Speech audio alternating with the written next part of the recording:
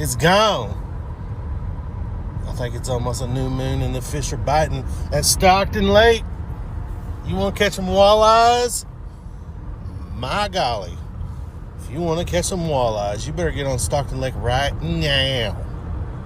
So let me tell you something. I spent 3 days out there. Friday, Saturday, Sunday, this past weekend, and the walleyes are biting. The only problem with that, I'm trying to fish a bass tournament. Let me get the specs out of the way so I can go back in the years from now and go back and see what the conditions were and see if it helps me out. Maybe this will help you out. Water temps anywhere from 50 to 60 degrees. In the morning, I would see 49 at the dam. Then we get to 52, 53, 55, 56 real fast. If I went up Price Branch, if I went up to any coves, it would rise fast. By the end of the day, I would see 60 all the way in the back of the cove. So fish were doing many different things.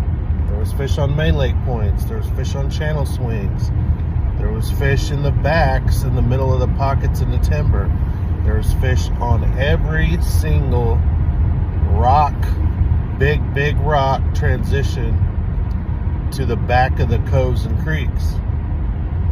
So, you could pick your poison, but the main consistent keeper size largemouth, smallmouth were definitely on probably main lake to maybe upper arms of the creeks I was in. Now, you could run in the backs, but it was a little bit treacherous.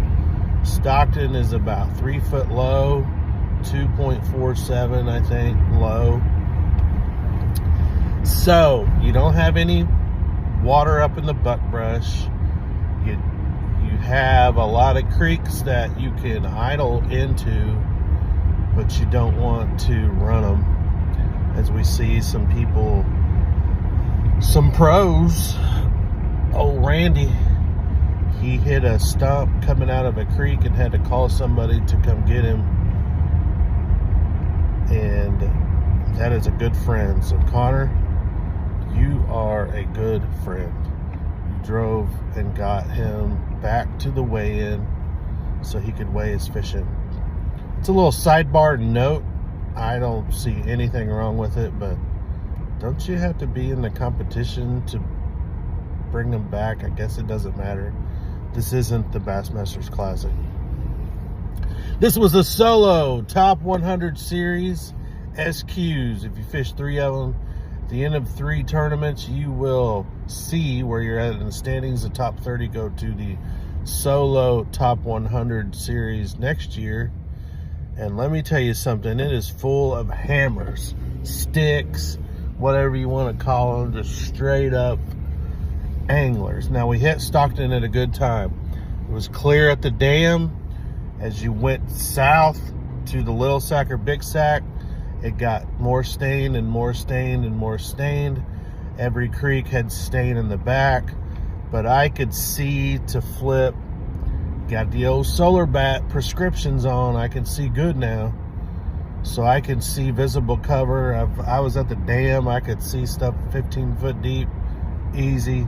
If I was down in the stained water that was getting clearer as the days went on, I saw everything that I flipped to with my eyes, with my sunglasses on. So rocks lay down really on rock. These fish wanted to be on rock. Yes, I caught some fish on wood, but rock, big rock. I think they were laying up on them or next to them. Big sloping rocks. The bigger the rock, the better. That would slope down, and you could just pitch a jig up there and just drag it off that rock, and boom. So the conditions, 56 degrees in the morning, and I'm getting up to about 58, 59 on the banks that I found. I stayed around Turkey Creek, and I think that's the Big Sack. I stayed around Turkey the entire time. My better bite was on the main lake. I had a little bit of company. A little bit of company. I stopped on a spot in the morning, come tournament day, and I had some company. I had to play some defense. We'll get back to that later. So, here we are, Friday. I'm checking things out at the dam. So the dam was super clear, and my best bait at the dam was definitely a wacky Cinco, but not what you think. So they were being finicky for me. I couldn't just run a crankbait like everyone was saying, like throw a square bill in a rock crawler. Well, I tried that, but we had no wind on Friday, hardly no wind on Saturday. It was hot. It was in the 90s by the afternoon. And so it was hot. The water temperatures were rising. So I had to flip timber. I could get bit on a jig, but my best bait was drop shotting a wacky Cinco, which that sounds crazy, but for some reason they wanted it on the bottom. I could just kind of drag it up them secondary points, and I don't know how many walleye bites I got, but I got some giant bites, and I tried to shake them all off. One was so big that it broke my line while I was shaking it off. That could have been a walleye because they're just shaking it off, and they have pretty sharp teeth, so that could have been a walleye. But there were definitely fish up Price Branch, up Suns, up any of the big major creeks that you wanted to go run that pattern. Now, by Sunday, I had dialed in where I was getting the most bites, and that was definitely the Big Sac, running anywhere from their main lake banks, but I'm so far up the Sac that I feel like I'm in the river or in the creek, if that makes sense. So making a good run, past the bridge, past the island with the stick-ups on the left, past there, go past the mouth of Turkey, all that region where the water just got that really good stain to it.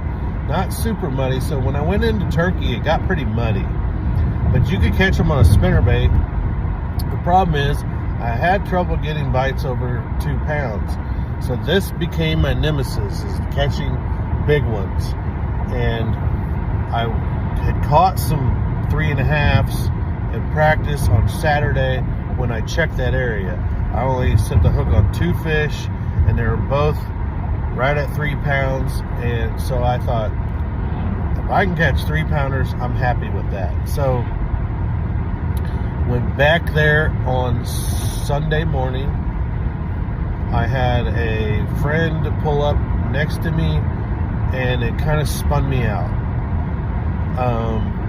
Not cutting me off or anything, just there was 2 points really close together, so my thought was, all right, I made it first. I'm going to throw at this little point, kind of go down the rock bank, and then it was close enough I could just turn the boat and fish the other point. Well, I couldn't when there was another boat there, so I fished my point. I caught a couple fish. They were both short. I thought, well, do I milk it out here with somebody else here? Because I know he's going to want to come here. And it just kind of spun me out, because I was like, dang it. I knew there was going to be a lot of traffic, but it spun me out a little bit more than what I wanted to do. So to get this out, just so everybody don't want to hear me rambling, spinnerbait, a jig, a full-size jig was way better than a finesse jig. A striking structure jig with a green gourd pattern was my best color, with a green gourd rage crawl. And it might even be root beer. I didn't have it out of the package. More of a root beer type color was my best color.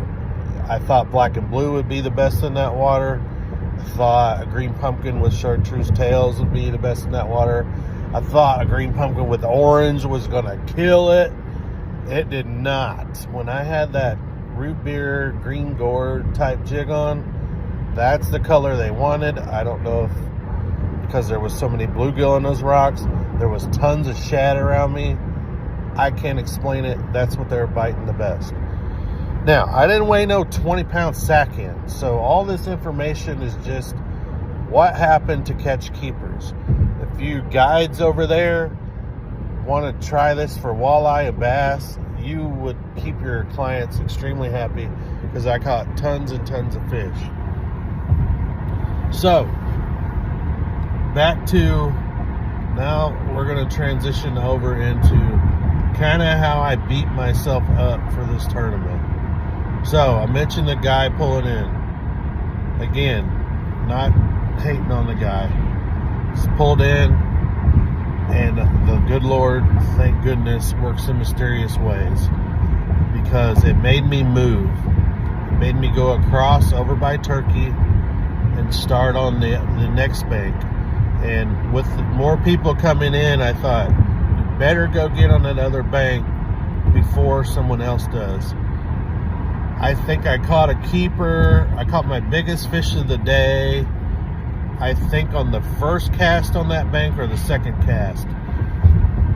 But it was my biggest fish of the day, and it was a little over 3 pounds. That was the biggest fish.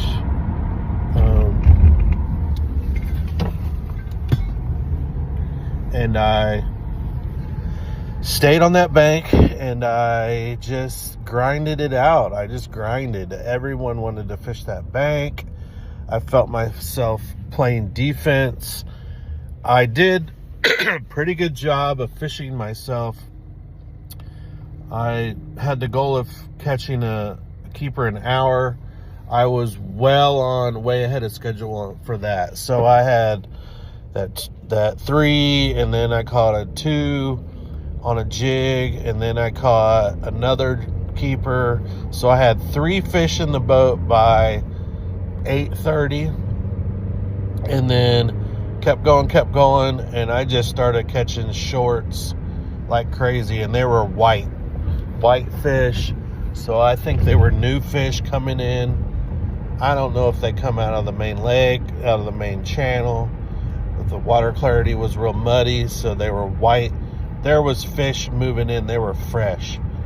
So I kept fishing down, and I get less bites.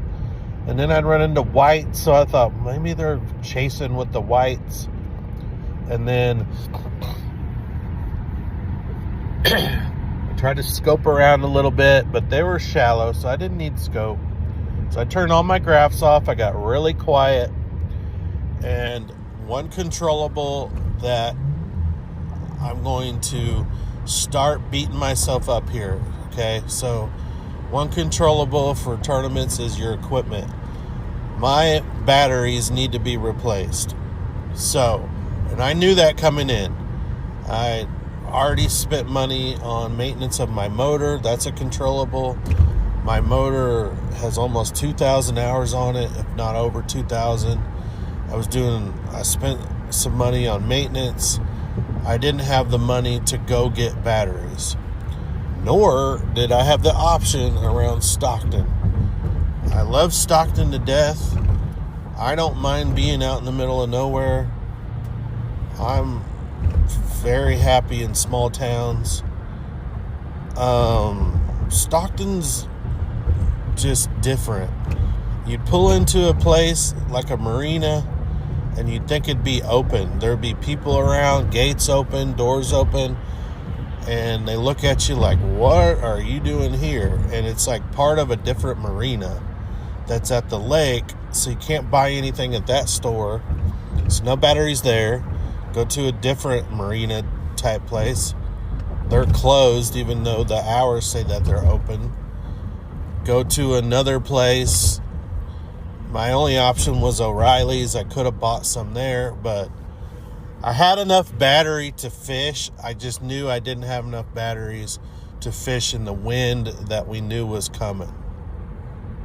Even on the practice days where we had no wind, I was running out of battery by 1:30. You know, if I really got on it in the morning, I was done at noon, 12:30 with my batteries. So that's a controllable. I came to the tournament unprepared as far as I wanted to camp. I did a procedure, a dental. I got a crown on the Wednesday before the tournament, I thought I would pop up out of that, be fine. No, after on Wednesday night, I am getting stuff together. I start feeling like crap. I lay down. I go to work on Thursday. I get up. Got as much stuff as I could together Thursday night. And that's when I should have really grinded and got everything I needed. And I got the bare minimums to be able to camp and to fish. So I wound up forgetting a lot of things. A lot of creature comforts for camping, like a fan. And then I brought way too much tackle. So with the boat being in the shop, I didn't have anything in the boat. So I made a list. I threw everything in the truck that I needed, but I don't feel like I didn't have enough tackle. I felt like I had too much tackle and was unorganized. But that's fine because I got a whole bunch of time at the campground, right? Well, I did, but this is where I self-destruct myself and my thoughts, because nobody cares what the hell I'm doing in the campground, but I feel like everyone's watching me. So when I break out like 3 tough boxes of tackle, you start to get questions like, oh, that's a lot of tackle, did you catch any today, blah blah, which is fine. I love talking to people, but it's just like, oh, why are they just staring at me with all these rods and tackle? And anyway, I just like to keep it clean, nice, sleek, get a couple rods out, rig them up, put them back up, lock everything up. When my camp spot is like right in the middle of everyone. So I got a family on the left, a family on the right. Here's my boat, like right in the middle of them. Kids are playing around me. It was just awkward. Not bad. I just prefer to be over in a woody area, kind of all by myself, where I can hear the water, hear the lake,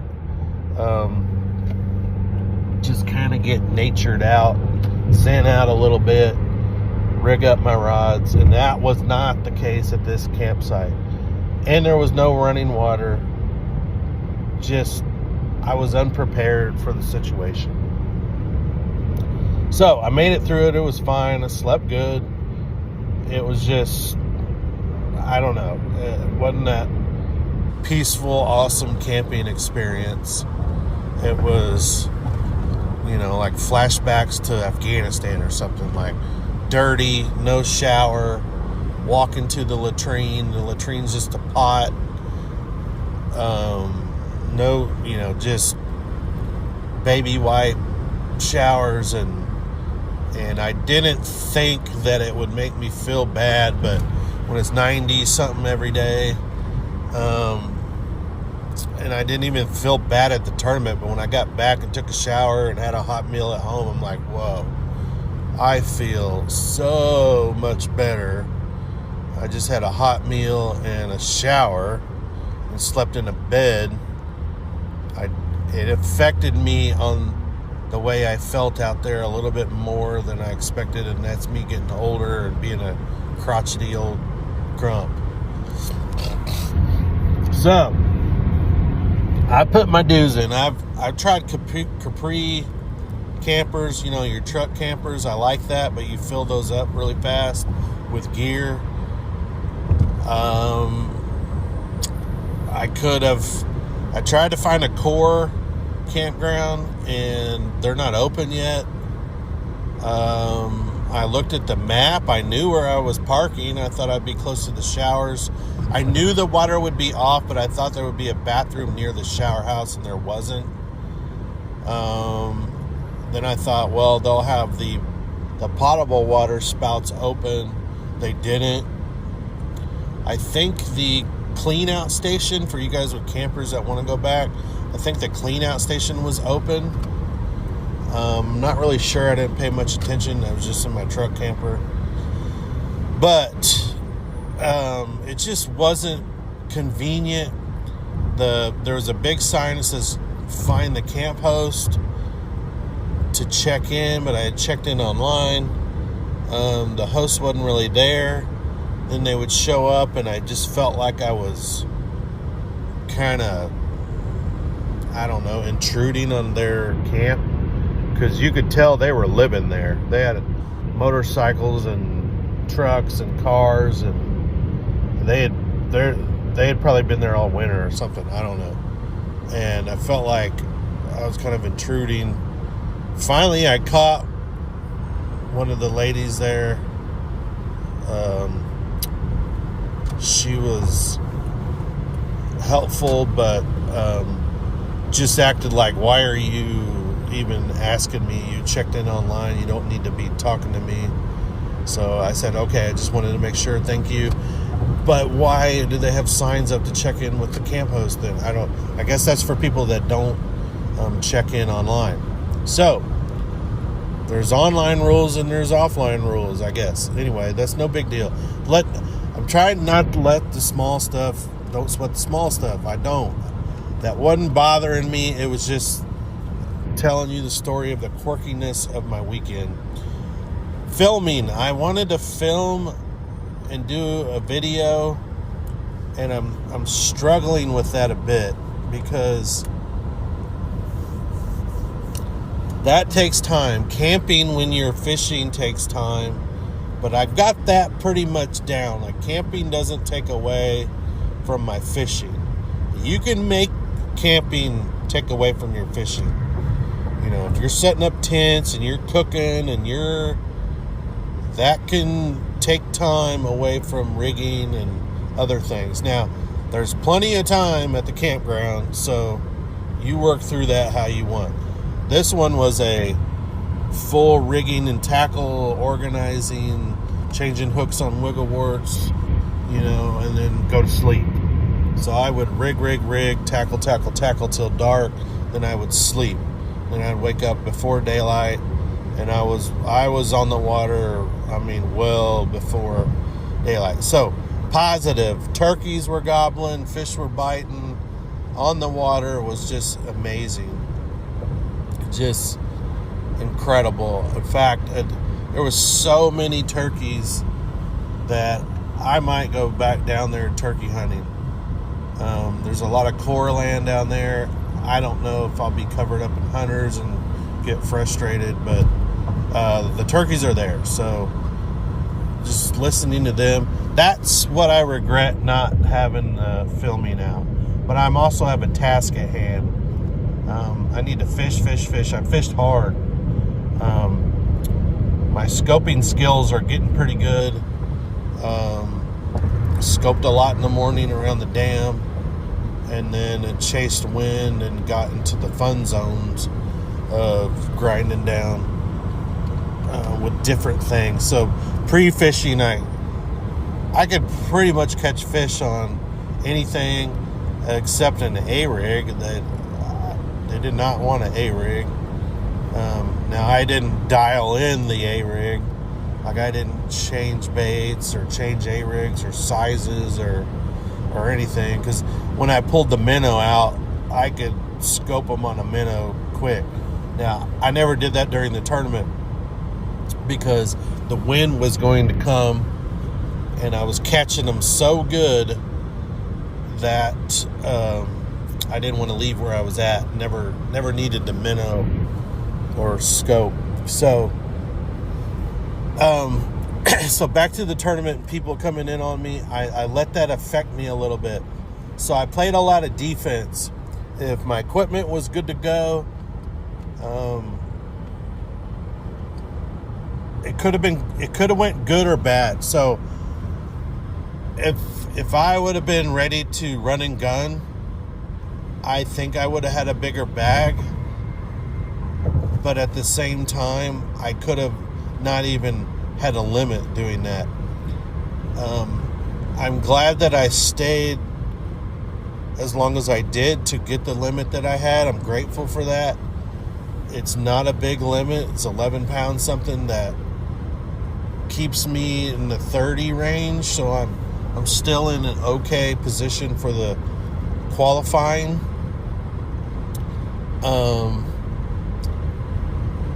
So I'm glad that I stayed on that bank and I tried different things. When I tried to run around, I did upgrade a little bit.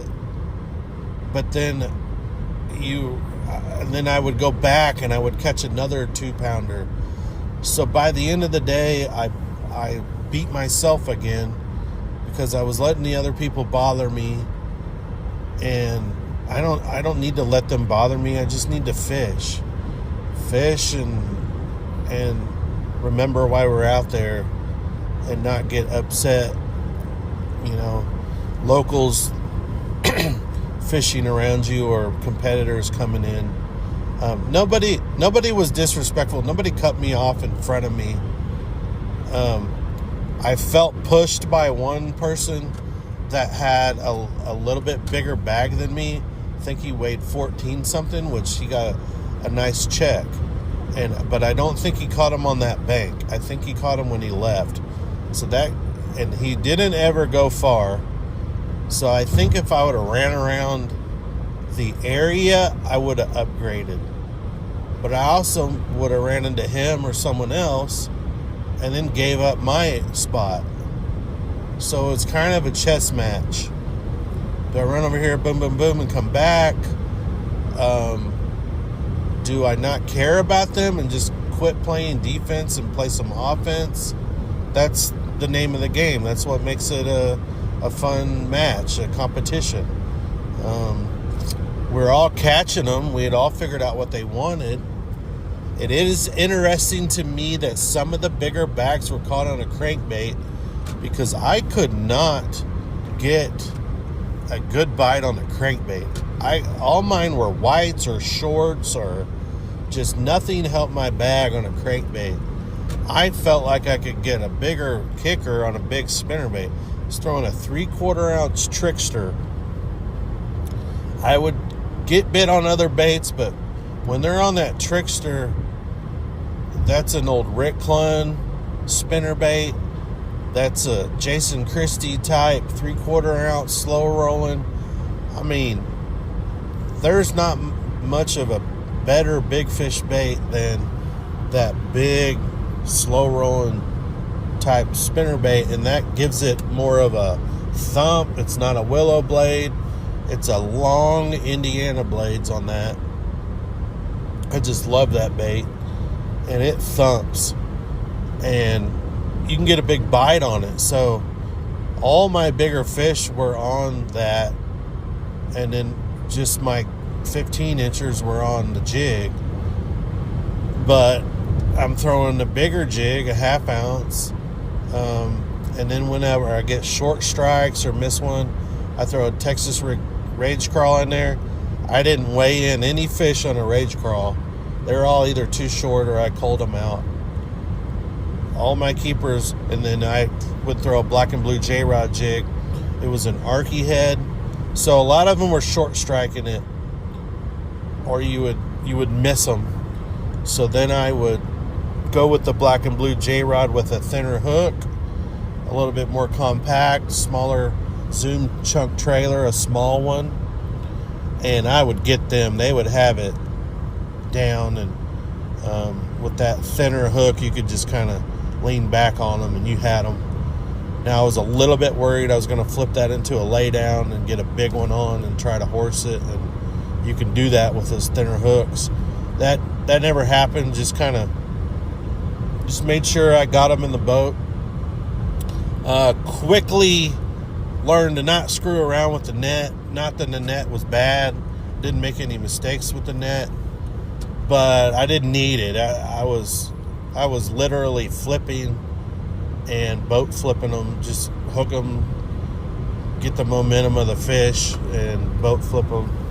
I didn't have any that were not hooked well. I mean, every fish had it way down. Even the spinner baits, I was worried that I was hooking them so deep on the spinner bait. One I had gill hooked, and I was worried it was going to die, but it never did, thank goodness. But back to the crankbait. I have custom wiggle warts. I have old wiggle warts. I consider myself a pretty good crankbait fisherman. I've got everything dialed in for a crankbait and just could not get that going. So I think the guys that did really well with that knew which points to go to and some of the main lake fish were bigger. And I don't know why, but they were. And they just got on the right stretch with bigger fish. So I know that I could have done a lot better running around playing offense, and I just couldn't do that. So got to get the batteries fixed, got to get the motor running better. I'm still having some trouble on my idle. My alarm never went off all day, but of course I didn't really run all day. The tackle I brought, I struggle with, do I put all my tackle into tough boxes, throw them in my truck, and then grab what I need and throw it in the boat, keep my boat light? Or do I put everything I need in my boat, and then my boat's heavy, and then I have what I need, and then I have more room to camp? Or do I need to scale it down and just fish with what I have? I struggle with that. I go back and forth all the time.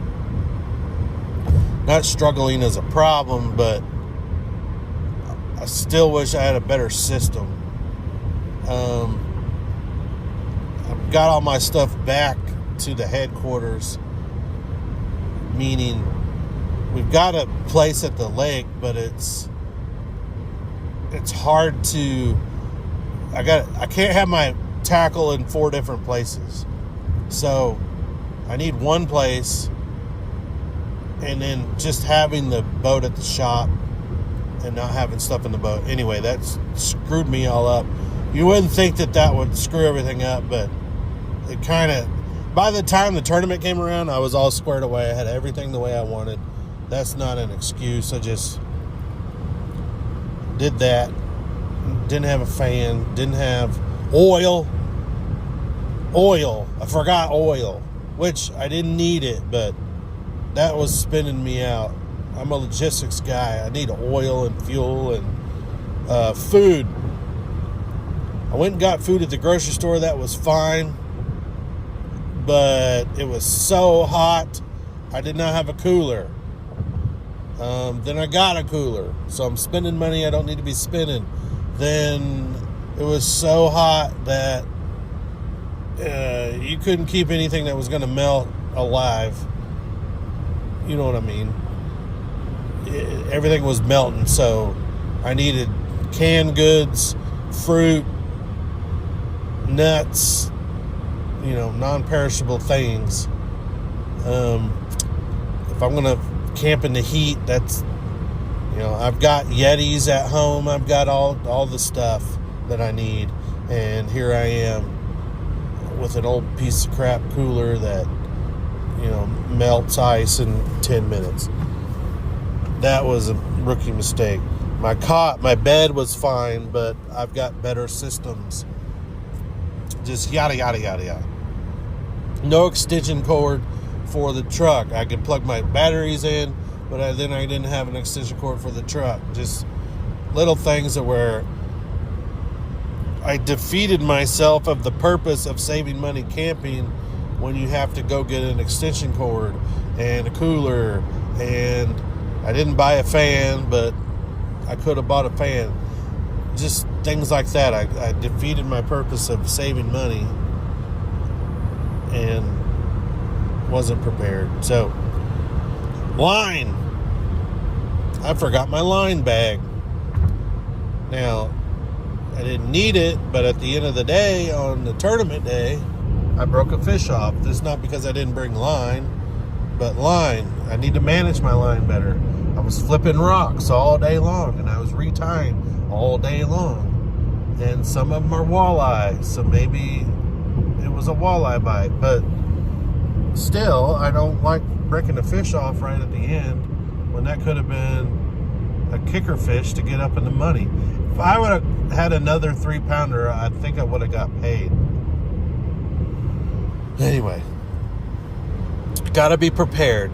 So the best system I found is to keep your truck and boat ready to go at home at the headquarters with your camping stuff ready and keep it ready to go. If If you're not ready to go and you're just going, then you get a hotel, you call, get a hotel, and you just hook up and go to sleep. If you're ready to go and you got all your stuff, you throw it in there and you're ready, then that's great. But I didn't last minute go, but I just didn't have stuff like I liked it.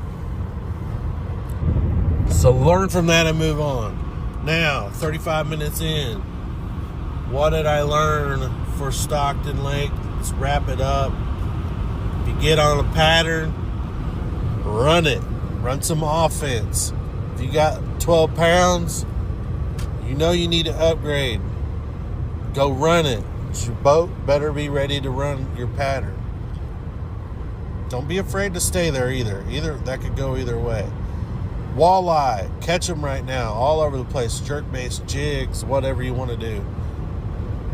Bass, it's only going to get better. They are pre-spawn and they are getting ready to do their thing. They're not as far along as you think they are. It is still not April. It is not April yet. That water's still cold to them.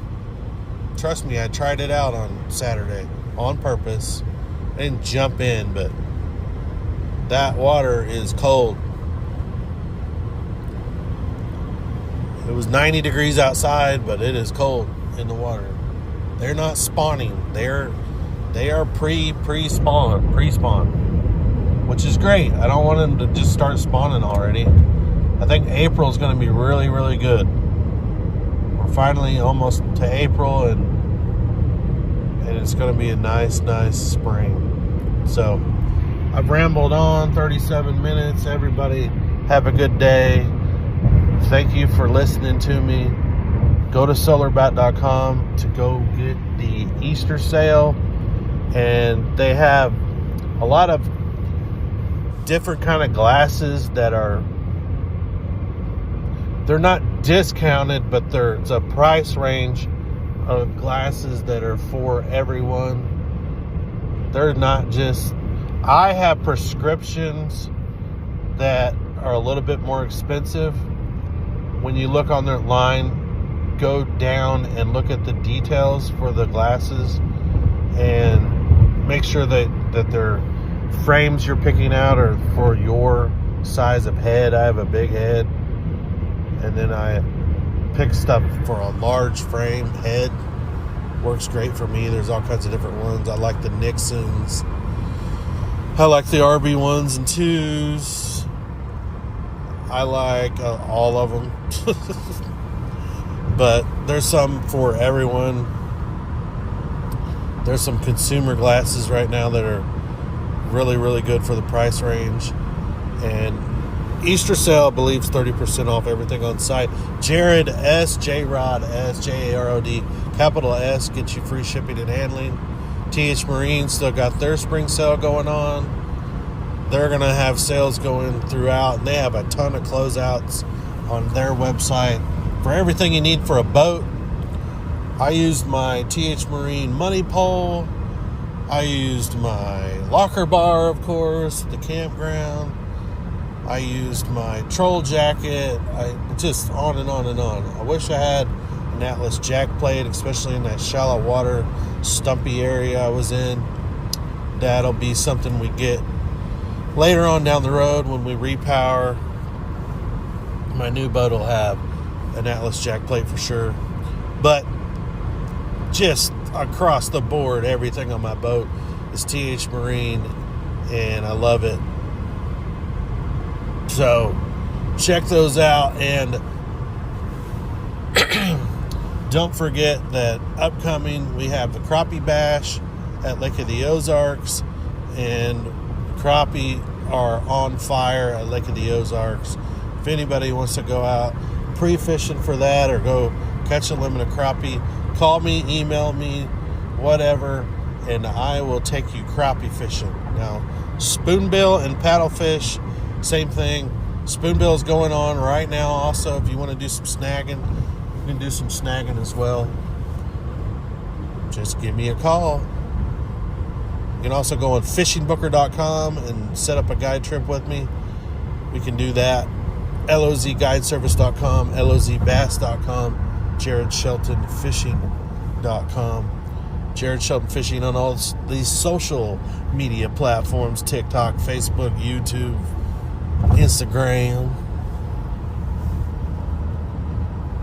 Give me a shout out. Coming right next to the highway is my crane. I don't think I booked that crane today, but there he goes. So this podcast is brought to you by Budrow Vic. Continue the tradition of logistics. Budrow Vic. Is it Boudreaux Vic? Probably not Cajun, so I'm going to say Budrow Vic. Budrow Vic. Continue the tradition of logistics. You need something moved? You need a crane? You need to put a crane on a trailer? We got you. Budrow Vic. Continue the tradition. Thank you. Bye-bye.